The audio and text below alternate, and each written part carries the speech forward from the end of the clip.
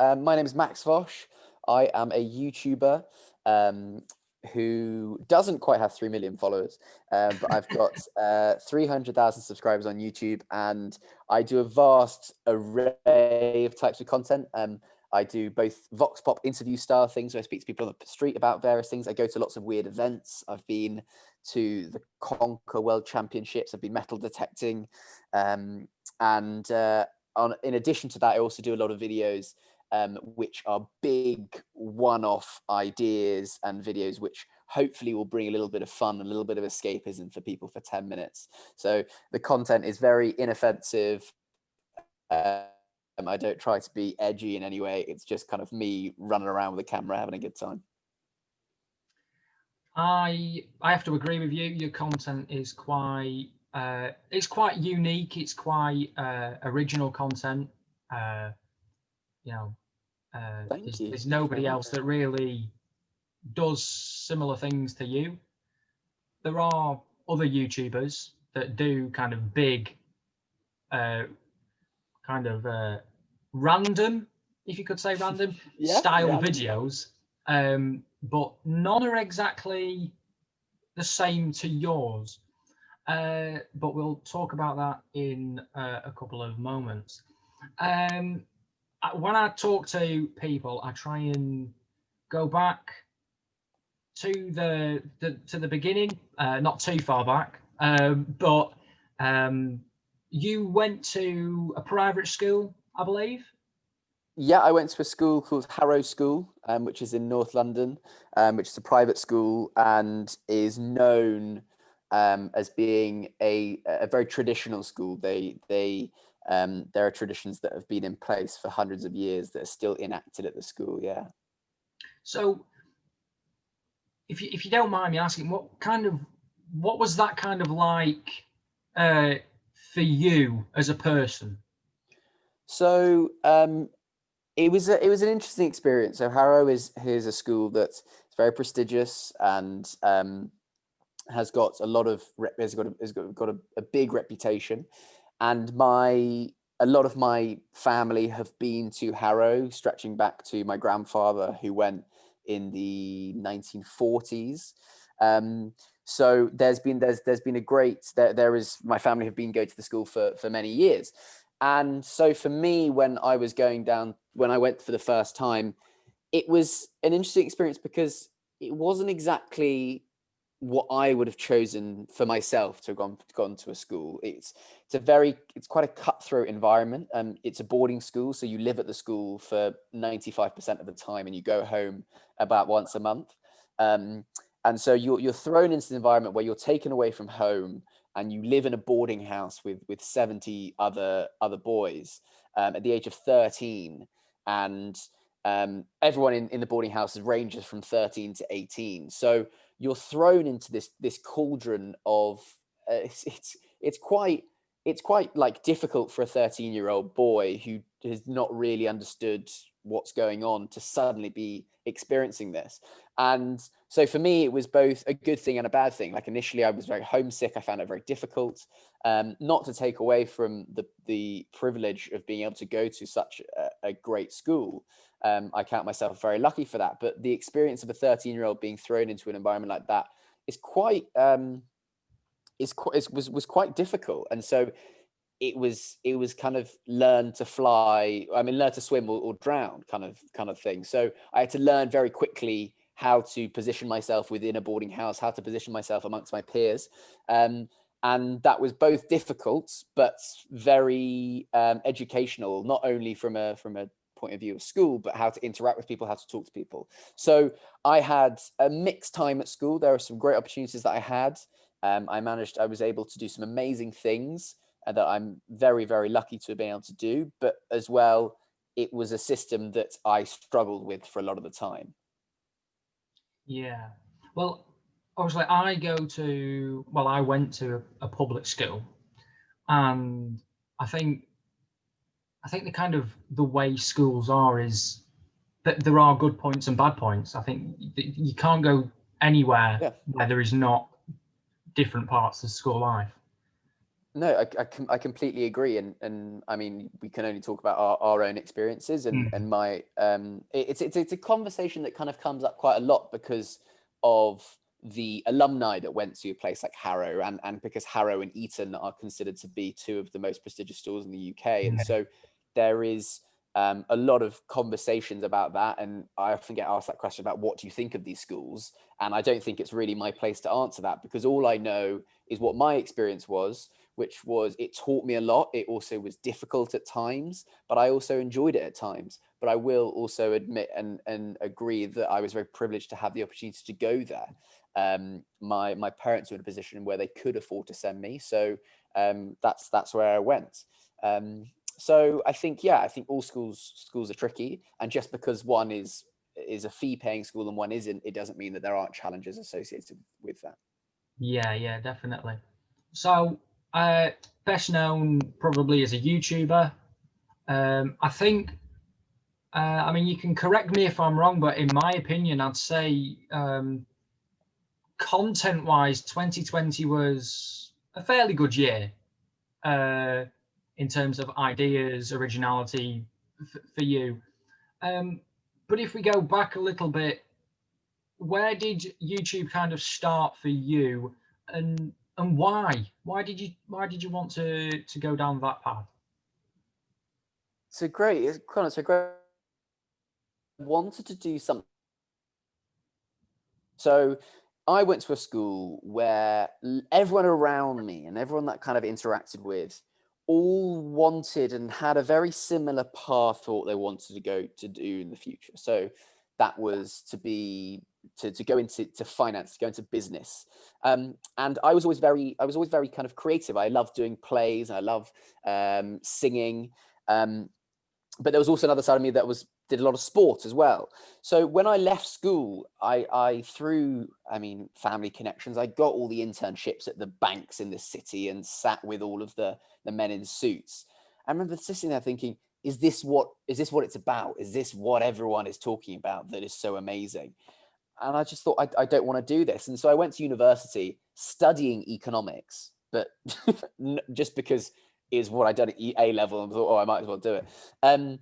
But it was there where I discovered radio and the what student radio was, and performing and plays. And so initially my plan was to be a radio presenter. So I, for 3 years, did the student radio station at university, but also hospital radio stations, which there are a lot of hospital radio stations dotted around the country, which service and provide entertainment, local entertainment for the hospitals nearby. And so that's where I learned to present and to have a show and to try and come up with segments that entertain people. And then I had an idea to interview people on the street at my university, which I did and uploaded to Facebook. And I never thought that YouTube was going to be an option. I was just making things because I thought, oh, this will be fun.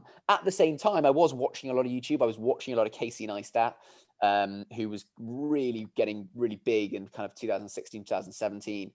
And so I was watching these simultaneously, and I was uploading the videos to YouTube. But because of just the sheer amount of stuff is on YouTube, I was getting 20 views, like 30 views. And I didn't particularly mind because I thought, well, I'm just making something and I don't really mind who sees it.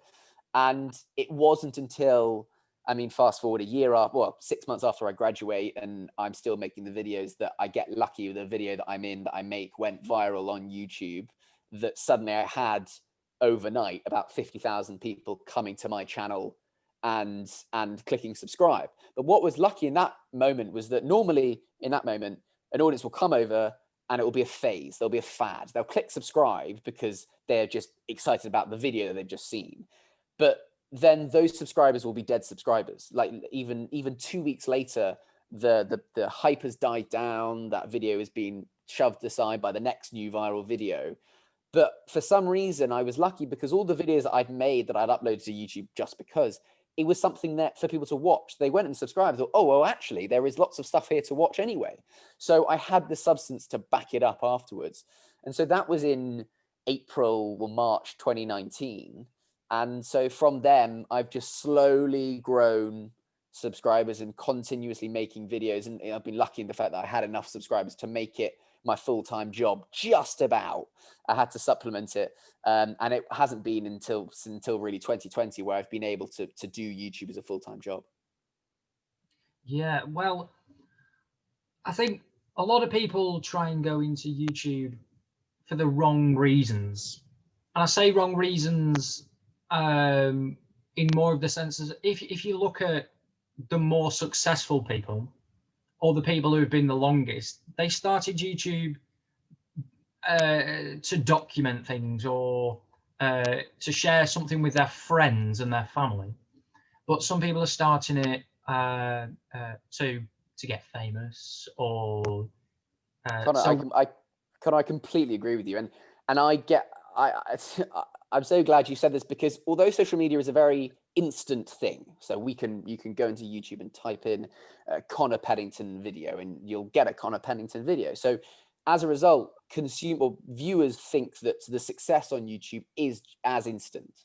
It's as easy as uploading a video and away you go. But it's just not. I started presenting and I started learning how to tell a story in 2014 when I first joined university, and I joined the university radio station. And if you think, then I only then made money and made it my job in 2020 full time, 2019, 2020, shows how long it takes. And so the question I get a lot is, how do I grow? I think if you're asking that question, I personally don't think you're in YouTube for the right reasons. Of course, we want to grow. Of course, we all want to be as successful as we possibly can do. But you want to be, instead of asking what hashtag should I use in my videos, it's how can I make my video the best video it possibly can be for people to watch it. And so you need to love what you're doing. You need to love the process of making a video and talking to people. Otherwise, you're going to pack it in after 2 years when you haven't had the success that you thought would come. So that your question was talking. Yeah, I think it takes a long time, and you need to be in it for the right reasons, for the love of making videos and the love of documenting. Yeah, definitely. I don't think that's just YouTube though. I think that's any kind of job you want to go for. You don't like it, you're not really going to go far in it. I can totally agree. Yeah. I think we've spoke about your love. You like YouTube, radio. I think breaking off from our line of questions, a big video you've done this year. I saw the title and I thought, what on earth? It was where you'd printed your CV and put it onto a car and parked it outside of Radio 1. So what kind of how did that thought process start of wanting to print a sticker onto a car? So yeah, I mean, as you say it back to me now, I realize how crazy it was.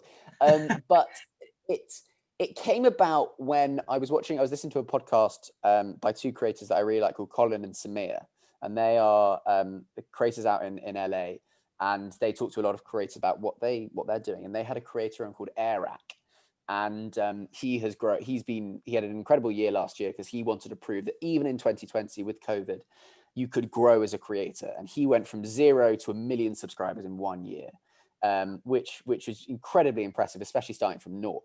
And he was talking about how he did collaborations with people who were bigger than him. And he said, you had to do everything in your power that made it so that they would say yes to whatever you were asking them. Now, remember, you're the person who needs them. You need them rather than they need you. So what are you going to do that is going to be so crazy and going to differentiate yourself so much that they've got to say yes? And the idea kind of came from, there was a guy who during the financial crash in 2008, he spent his last £500 on a billboard for, I don't know, a couple of weeks. And it just said, Sam's looking for a job, CV here. And it just had a website. And he got loads and loads of job offers. And from a marketing point of view, it did really well. And so I just thought, well, I reckon time has passed. I mean, how can I do this again? I I have to say that on YouTube, and there are very few original video ideas. Ideas from videos are always kind of taken from a little bit of something and then changing it a little bit. So I thought, well, where have I always wanted to work? Radio 1. I'd walked past the studios once when I was in London. I thought, oh, that's an interesting place. And I thought, well, what do I have? What would be the biggest thing I could use? My car. And so I then managed to find a place that would put the sticker, print my CV on the biggest sticker possible, and just put it on the top of my car. And they loved the idea that they basically did it for free. They did it really, really cheaply. And it was all of this work that had culminated in just doing something silly, and it kind of worked. And the reason I did that was, again, to prove the idea that you can do things that can differentiate yourself in no matter what industry. And although and the video didn't cost that much, I didn't want it to be a situation where, oh, you can only do this if you have money. It didn't cost that much to do that video. Now, although I am very privileged and lucky to have a car, all it needed was a big sticker and a car. It didn't need the world. So that's definitely a video that I'm going to look back on and think, wow, that's one of my favorites. That's definitely one that I'm going to look back on with fond memories. So you say that's your car. Is that genuinely your car? Genuinely my car. Is it? That is is my car. Still there? The sticker is partly there. So I slightly underestimated the strength of the adhesive of the glue of the sticker. And so the guy, when he put the sticker on, told me that it comes off with heat. So he said, when you want it to come off, get a hairdryer and then blow it, and the sticker will peel right off. Now, I did this video in December in the UK. And so as soon as the sticker went on the car, that cold air just made it stick like nobody's business. And I didn't have an extension lead long enough for a hairdryer to come out of my house to the car. So I tried to pull it off and just scrape it off. And so as a result, I've left all sorts of scratches. My next idea is to get some boiling water and to pour it over the sticker to hopefully prise it off. But then I'm worried about them being a big old dent where the water is put in. But so yes, the CV is almost gone. Basically, all the parts where it says Max Fosh, all of the parts where it has all of my information of the CV is taken off, because I don't want people walking around London and just seeing my phone number and my email address everywhere. But all the arrows and where it says if you work for Radio 1, that's all still there. I need to get that off quite soon. So I know in the video you got contacted back. I did. And then you had a phone call afterwards. How far, well, if you don't mind me asking, how far has that gone and how successful have you been with that? So the point of the video is to prove that you can get noticed by doing something crazy. So I definitely got noticed. I got retweeted by lots of the presenters on the station, and the head of Radio 1 replied with a video.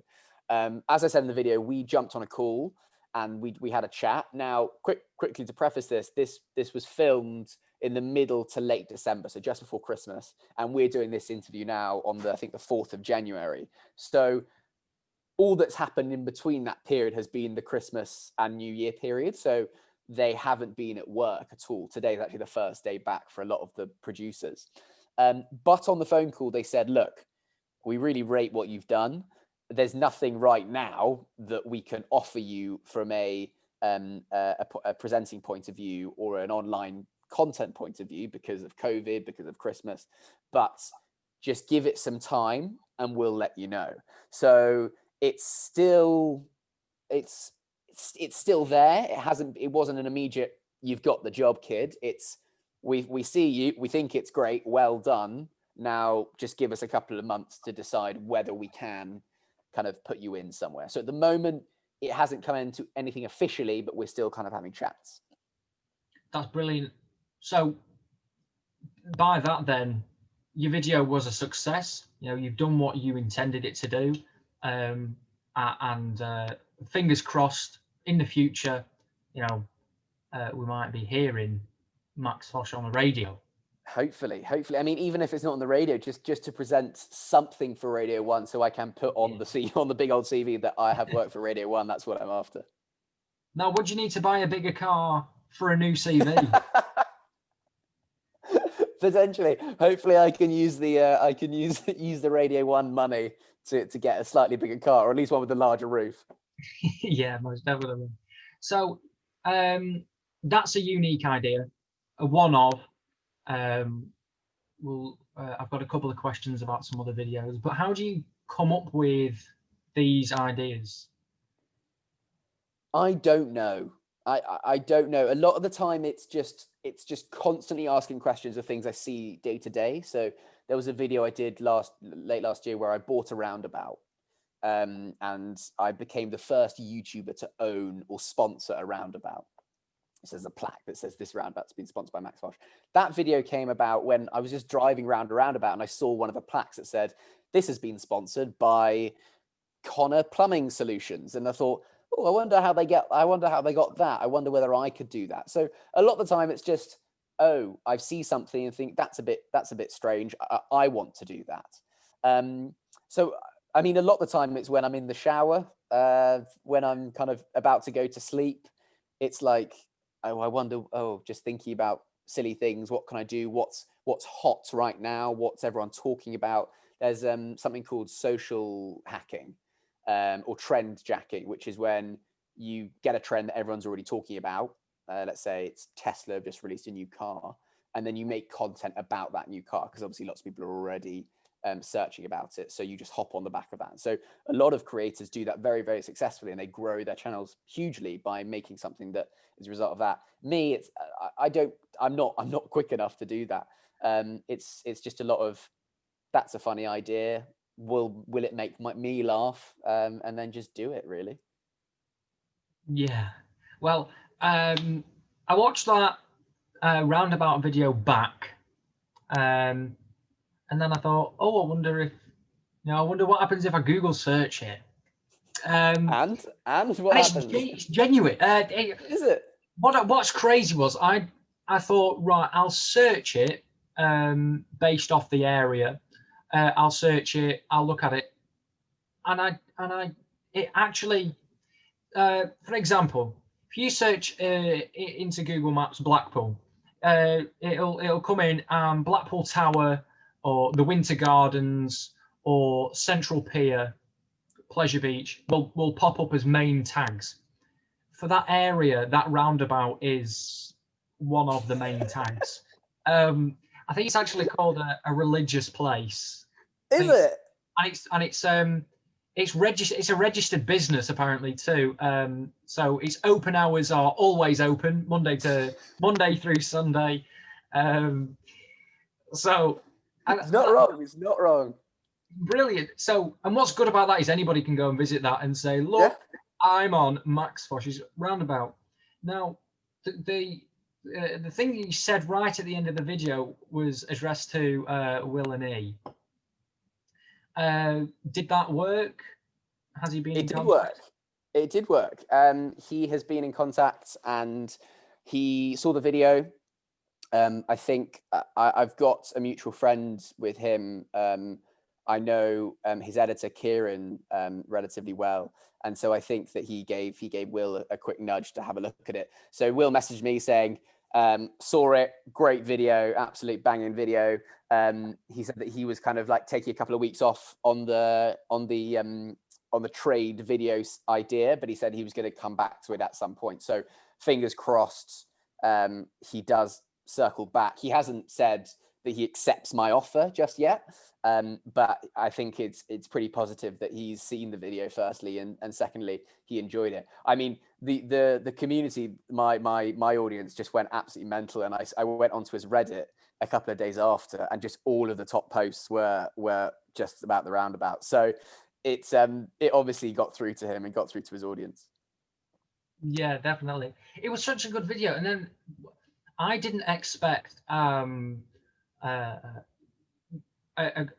young girl, female, comes out and says something to you, and then you go to the camera. She says her dad's a celebrity and whatever. And then the very famous interior designer Laurence Llewellyn-Bowen comes out, and I've met Laurence Llewellyn-Bowen before. Have you? He's he's in Blackpool every single year, apart from this year, to do the Blackpool illumination switch on, because he helped design the whole thing. Did he? So I've met him before, where he full beard, mustache, full very expensive suit, cane, umbrella. But he's not actually. He looks quite villainous, scary, perhaps arrogant. But was your experience that he wasn't like that at all? Because I didn't think he was like that at all. He was a nice guy. I mean, yeah, that's exactly what happened. We rocked up, and that we had this generator that was powering this big inflatable waving arm tube man, and it made such a massive noise. And obviously, as a result, lots of locals were peering out of their windows and what the hell, bloody hell's going on? And then this woman comes up, and she says, she was chatting, like, what are you doing here? Why have you chosen this area? And I just said, because it was the only council that said that they would let me do it. And as we were talking, she just said, do you know who Laurence Llewellyn-Bowen is? And it was such a random question to be asked in that scenario that I was slightly taken aback. And I said to her, I think I've heard of him before, but why? And she said, oh, because he's my dad and this is where he lives. And so he said, and then I didn't think, I was like, oh, great. Well, I will be off in about 10 minutes, but say hi to him for us and hope he doesn't mind. And so she then went inside. We thought nothing of it. And then she came out 5 minutes later and said, I've actually had a chat with him and he'd love to chat to you about the Roundabout and talk to you. And so he was then in the video. But it was one of those moments when you're making a video which you just don't expect. It was completely unplanned, it was a completely authentic reaction from me. I truly was shocked and found it so funny because it was just another extra layer to the video of just stupidity and silliness. So I'm so glad that he was a good sport. He was a nice guy. Yeah, he had a bit. We had a bit of a dance on the Roundabout. He made a few jokes, took the piss out of me, which is always good, and then just went back inside. I think what was funny, we see a clip where he's dancing, which is not expected, and then he says about, oh, well, I might let you kiss my ring, which is just, obviously he's joking, which I thought was so funny. Yeah, he was great. He was great. So, we've said so far, comedian, YouTuber, radio, Roundabout owner, but I might pronounce this wrong, but you're also a model. Maximus Bucharest. Is that the correct saying? Yes, Maximus is a friend of mine. He is someone that I've met a few times.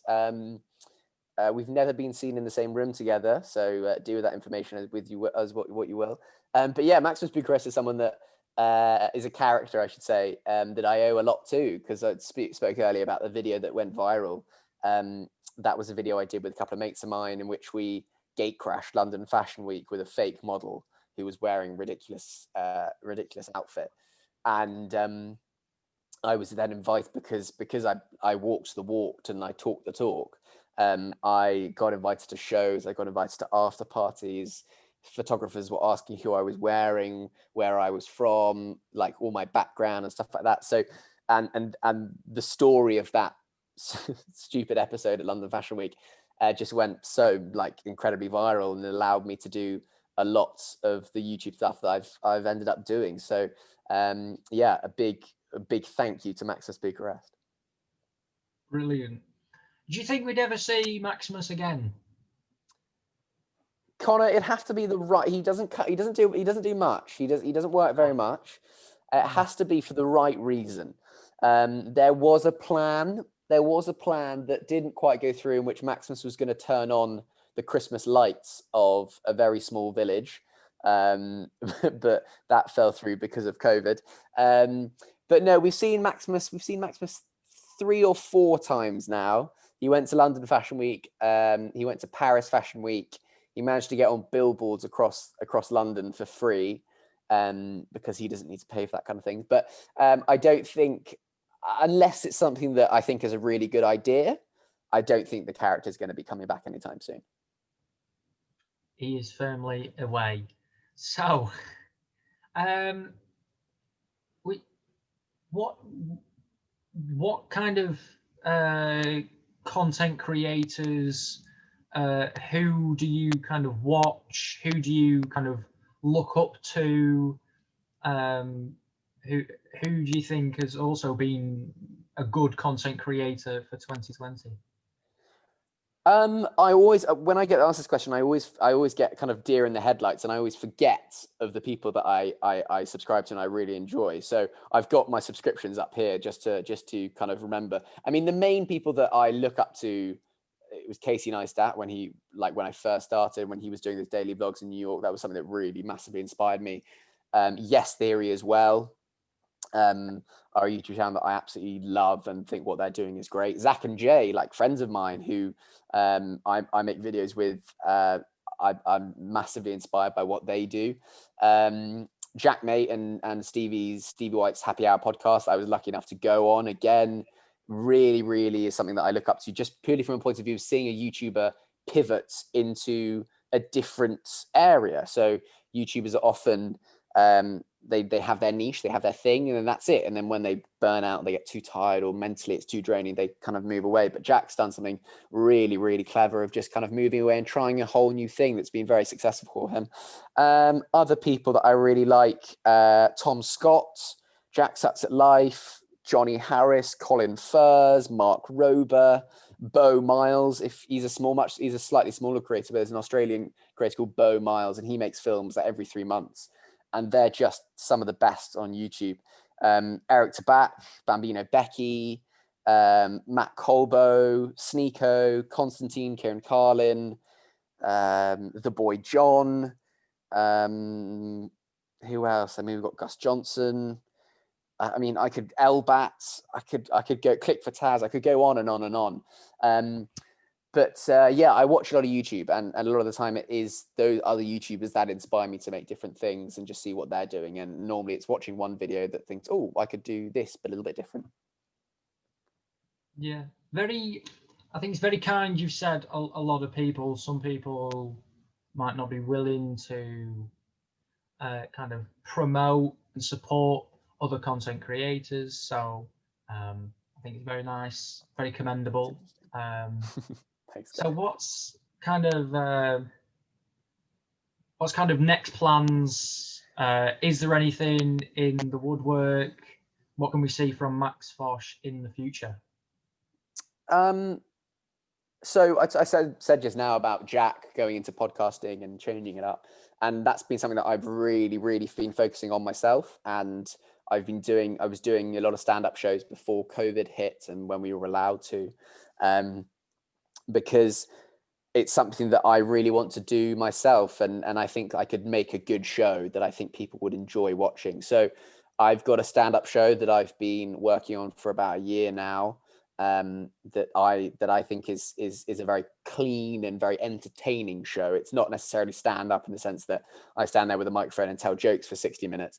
It's more of a story based, and it's a little bit like the videos, but live. So I'd love to go to the Edinburgh Fringe Festival, and do the show there and just experience that, and just keep making videos really, and just I have set myself goals, like number goals for the year in terms of subscribers, but I didn't hit those numbers last year, and I found myself getting into a real rut and really down on myself. And then I just thought, well, hold on, I was the one who implemented those goals. If I haven't hit them, that's fine. It doesn't matter, as long as I'm making things that I enjoy and I'm lucky enough to do it for a job, and that's all that matters. So what's next for me, the main thing I'd love to do is the stand-up, but also on the same time I'm very aware that you have to keep making videos as well to keep an audience entertained, because without the audience I wouldn't be able to have the opportunity to do so much stuff.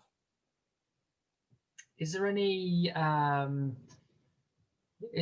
of comedians, actors, anybody that influences you through comedy rather than YouTubers influencing you in that way? Yeah, I'm a big fan of musical comedy. So there are three comedians that really kind of I absolutely adore, which is Bill Bailey, Tim Minchin, and Bo Burnham. So those three, I mean Bo Burnham especially. I've said this before, and I'll say it till the cows come home. He's got two shows on Netflix called What and Make Happy.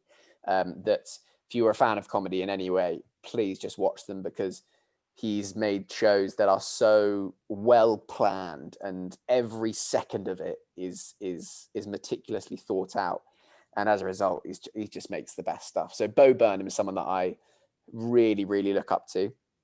Joe Lycett, I think, is someone who's very cleverly taken traditional stand-up and added a bit of a new twist to it, and making it more accessible to social media. I mean, his Hugo Boss stunt last year was a perfect example of somebody using social media to support him and to grow his audience. It was a fun stunt, but without the audience on social media, it would have gone flat in the water. Like, you can imagine saying that on stage in front of 100 people, and they're like, cool, so what? That seems like a silly gimmick, but having the thousands or hundreds of thousands of people on social media to support that was really admirable. So he's someone that I look up to a lot.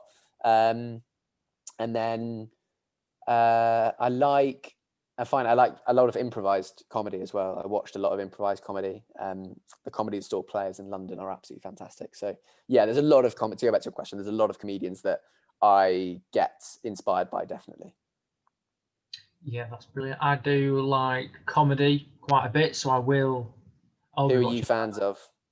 I wouldn't say I have particular kind of direct comedy. You say Jack Mate, big fan of Ricky Gervais, and they're quite similar people. But I think I kind of like lots of different comedians.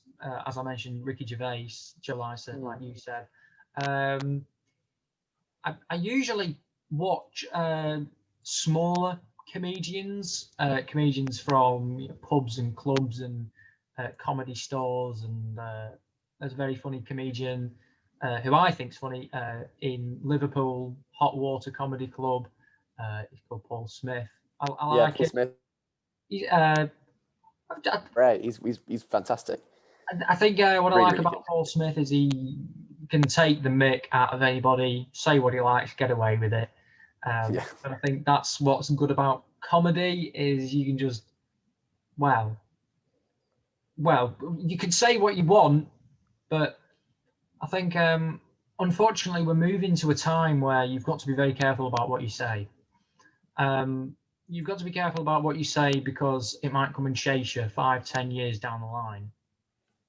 I was talking to a BGT semi-finalist who's a voiceover and impressionist called Darren Altman. Now, Darren was telling me about comedy and things that he could have said, 10 years ago that might get him into trouble now. But he was saying we shouldn't have to be worried. If you've said something or done something, that's it. Like, you can't take away from that. There was a YouTuber, well-known YouTuber, who went onto a TV show and got taken away from that TV show because something he said on social media got found out. So he got taken away from that major TV show. Do you think that is something you're conscious about, or do you think about what you're publishing, or do you just take it as it comes and publish what feels right for you at the time? I have never worried about what I'm saying. And I think the reason why I'm not worried about what I'm saying is because my whole mantra and my whole ethos when I'm making content is not to be edge. It's supposed to be very silly, and the butt of the jokes is always going to be me.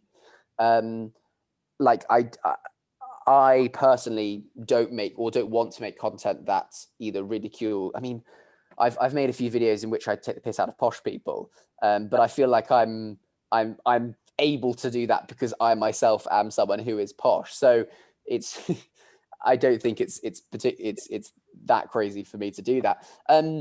But in answer to your question, I don't worry about it, because I know what I do best, and what I do best is to have a bit of fun, be a bit silly, and to just to hopefully make people to feel a little bit better than before they watched a video, before they came and saw a show.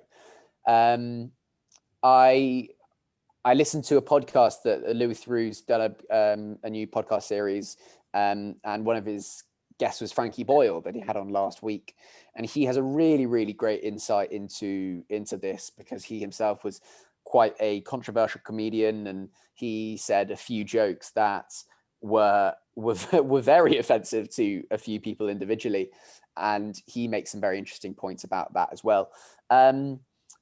Do I think we need to be worried? No, I kind of would agree with the what you said earlier with who was it? Darren Altman. Darren. What Darren said. I don't think we need to be worried about censorship and people saying you're not allowed to say this, you're not allowed to say that, because I think comedy, a lot of it is about context. Now, what I mean by that is I don't think comedians then have a free pass to say anything they like. It doesn't mean you're allowed to get on stage and just say something just so inherently offensive because you're stood on a stage in a comedy club. No, there needs to be a reason for doing it that hopefully is funny. I think I have seen open mic nights where people will just get up on stage and just say something incredibly offensive because they think they can, because they're in a comedy store. You're allowed to do that here. And I don't agree with that, because that's slightly taking away the essence of comedy. And then you get in the whole argument of comedy is very subjective, blah, blah, blah. But look, all I can do, Connor, is to worry about me, and I'm not worried about being told what I can and cannot say on a comedy stage. Hopefully people come to my shows and leave it an hour later, hopefully having had a bit of a belly laugh. Yeah. Yes, I can. I completely agree with what you said. I don't think we should be, worrying about what we say, but we should also not use that as an excuse, to go and say something offensive. So we've got to think about it, but not worry about it. I think that's kind of that's a very good way of putting it, actually. Yeah. So I'm talking to Robbie Knox next. I've got the wonderful Robbie Knox. The wonderful Robert. So I'm talking to him on such a lovely Wednesday. guy, Robbie. I like Robbie. He's a nice guy. And then I've got a couple more booked.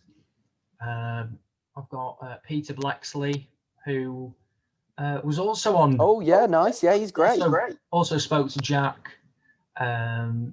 Very interesting, very, very interesting person. So is there any kind of tips, any tips, any comments you'd kind of suggest to me? What for interviewing them? For kind of to interviewing people. I've kind of just started this. I've had a couple now.